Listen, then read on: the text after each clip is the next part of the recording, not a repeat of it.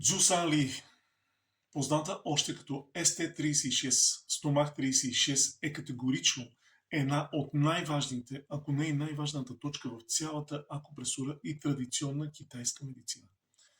В Китай е известна като точката на дълголетието или точката на 100 болести. Името й буквално се превежда като 3 мили на крака, което идва от стара легенда. Изтощените войници, които нямали сили да вървят, масажирали тази точка и придобивали енергия да изминат още цели 3 мили. Ето подробно всичко, което трябва да знаете за нея, от точното й местоположение до това как и защо да я стимулирате.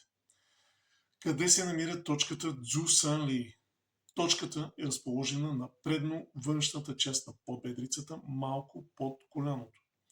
За да я откриете лесно, използвайте следния метод. Седнете на стол с крака свити в коленете под ъгъл от 90 градуса и стъпала стъпили на пода. Намерете капачката, пателата на коляното си. Точно под нея, от външната страна, има две вдовнатинки, често наричани очите на коляното, по-народно. Вземете външната вдовнатинка.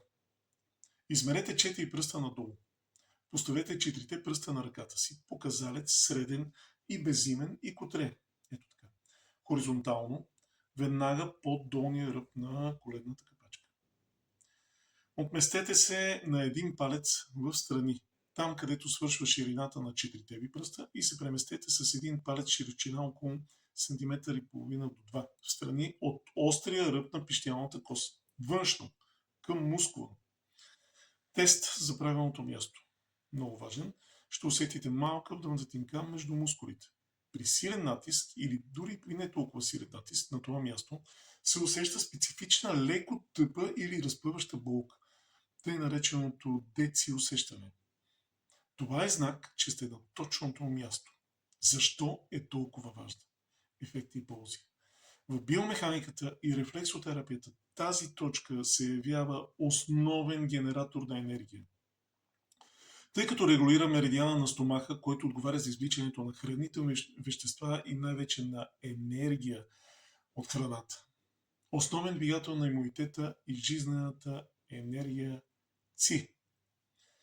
Тази точка стимулира функцията на надбъбречните жлези, укрепва имунната система и помага при хронична умора, като бързо възстановява тонуса на тялото. Много мощен ефект върху храносмилането.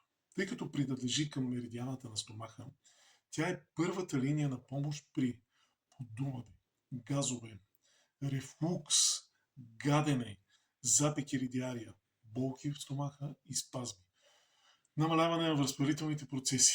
Клинични проучвания в областта на акупресурата показват, че стимулирането на ST36 активира блуждаещия нерв, вагусния нерв, което директно помага за потискане на системните възпаления в организма.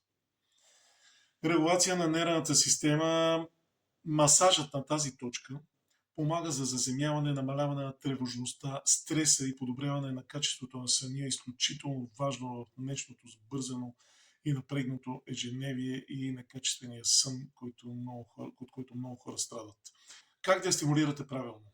За домашна практика най-удобен и безопасен е акупресурният масаж. Техника.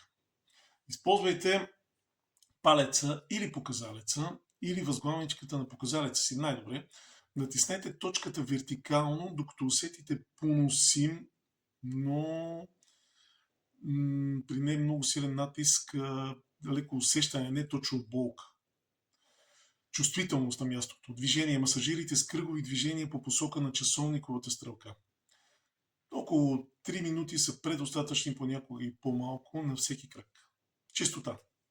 Може да се прави ежедневно, за предпочитане сутрин или през деня, тъй като има силно тонизиращо действие.